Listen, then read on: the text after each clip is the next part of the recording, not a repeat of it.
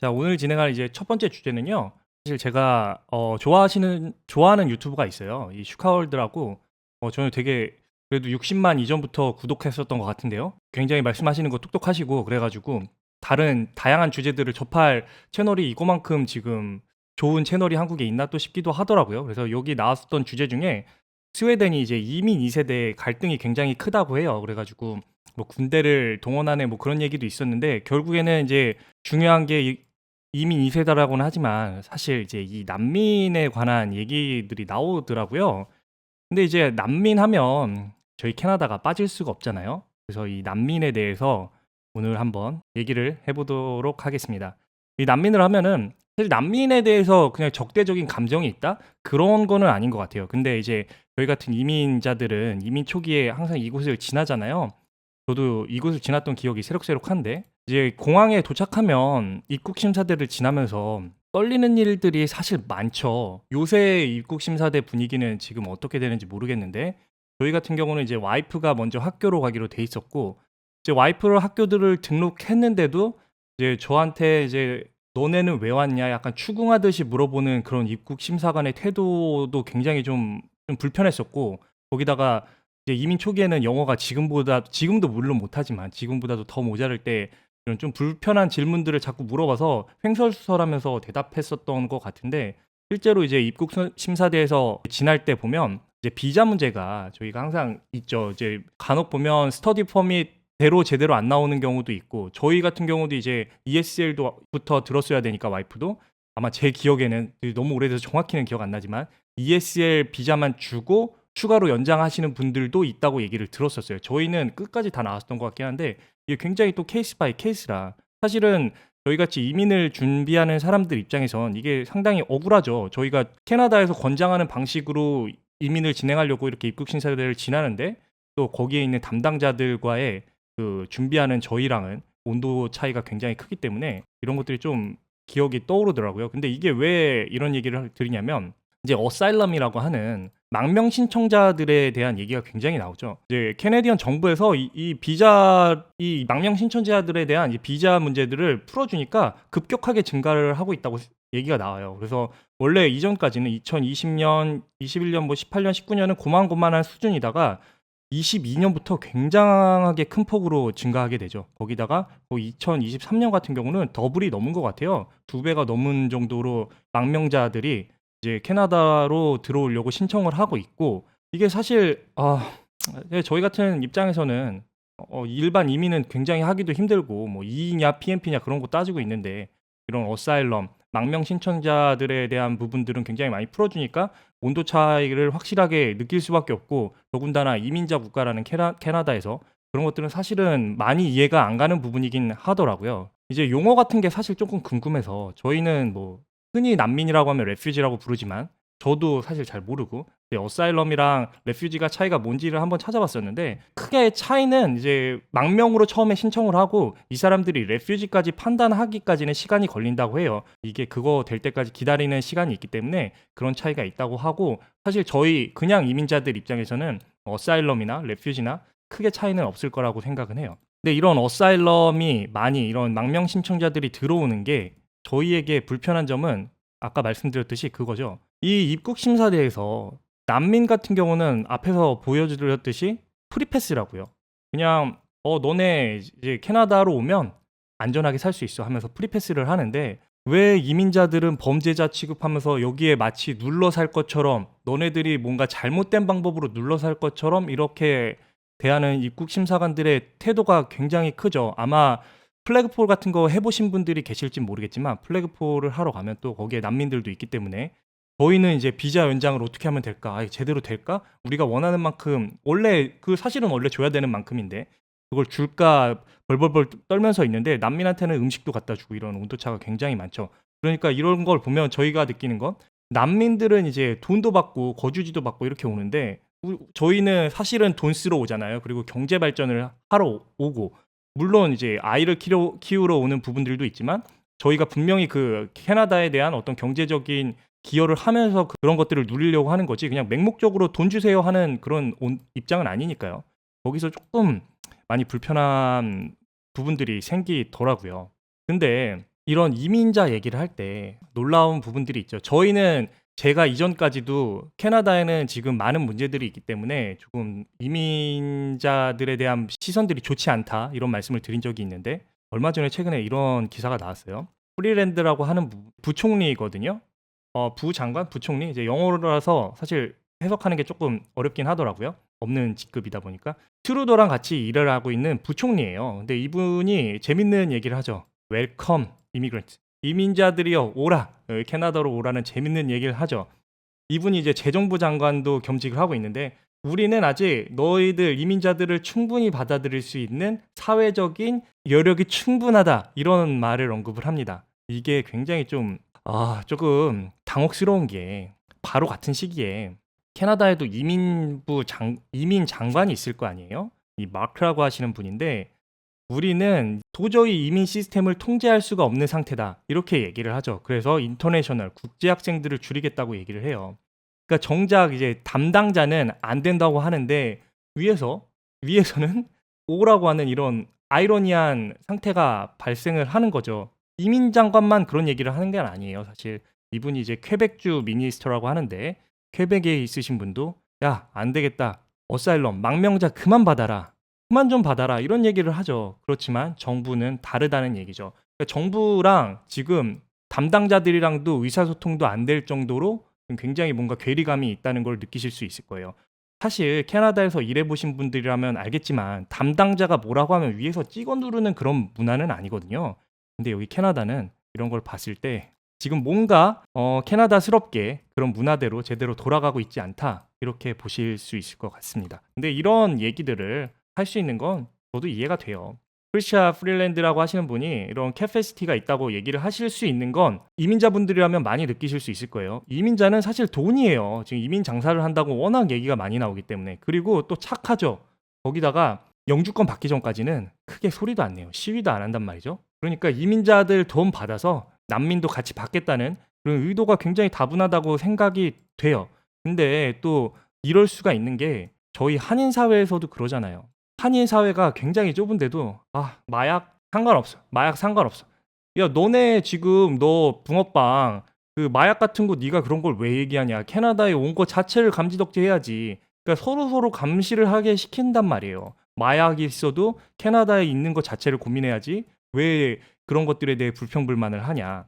아무리 물가가 올라도 너가 돈이 많으면 상위 5% 정도 되면 이렇게 오르는 물가에 전혀 상관이 없어. 이런 말들을 한국인들이 하죠. 근데 이게 얼마나 웃긴 소리냐면 캐나다에 있는 한국인이 0.5%밖에 안 돼요. 목소리가 커봤자 얼마나 크겠어요. 그런데도 벌써 한국인들끼리 이렇게 정부에 대해서 강한 호응을 해주고 하면 얼마나 좋겠어요. 그리고 일부 지역들에 대해서는 이 자유당이라고 하는 이런 정책들을 펼치는 당이 있음에도 부동의 지지율이 나오기 때문에 사실 제가 이런 얘기를 한다고 한들 뭐가 바뀌지도 않을 거예요.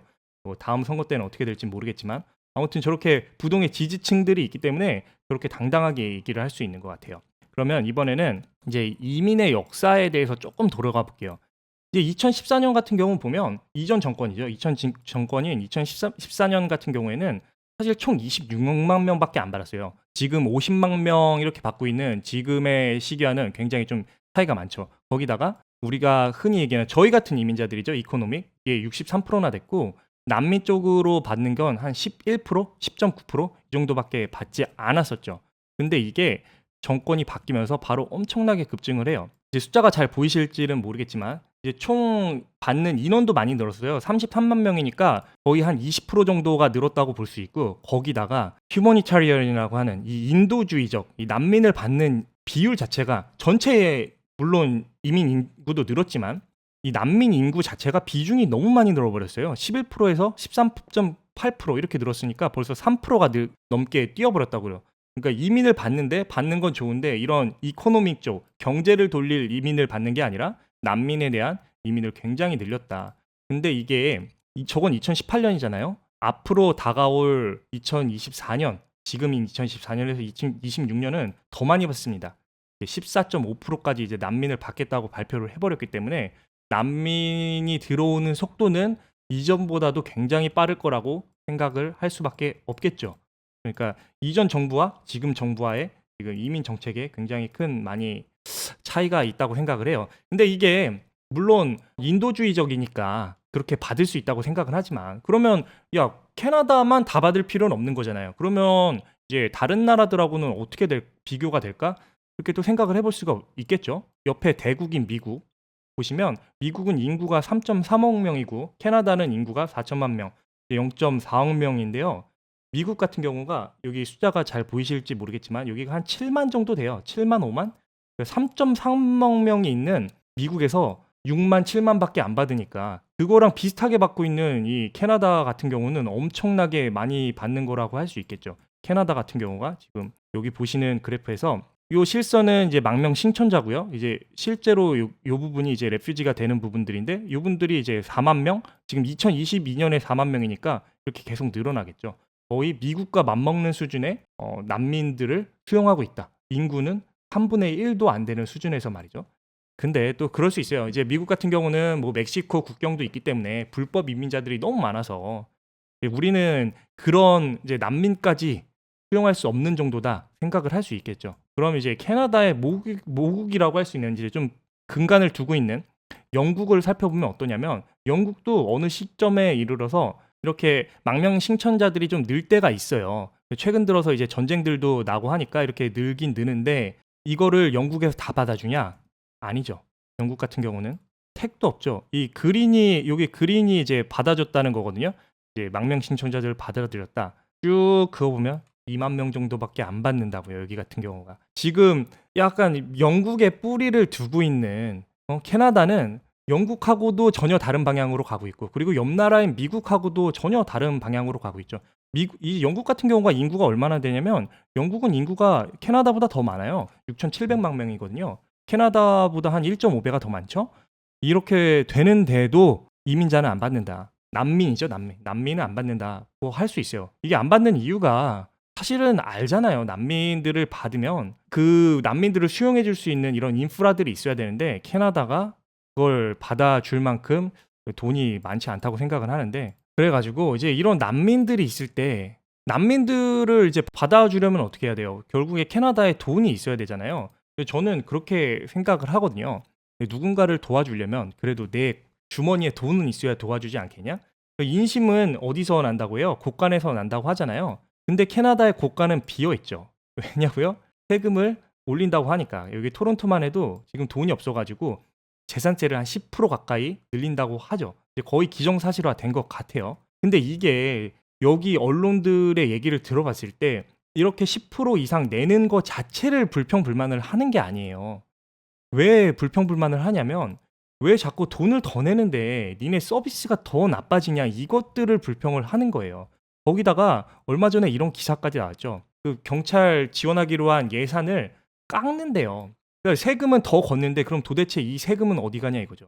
우리 경찰들 예산은 지켜줘야 누군가 치안을 더 쓰고 경찰이 되려고 더 하고 치안이 더 올라갈 거 아니에요. 이런 예산을 깎으면서까지 지금 세금을 계속 걷는데 이런 예산들이 깎이는 이유를 도저히 알 수가 없다는 거죠. 그러니까 세금은 더 걷어가면서 제가 지금 총 몇 주 동안 얘기를 하는데 약물 해결 안 되죠. 집값 해결 안 되죠. 범죄율 해결 안 되죠. 병원 대기 해결 안 되죠.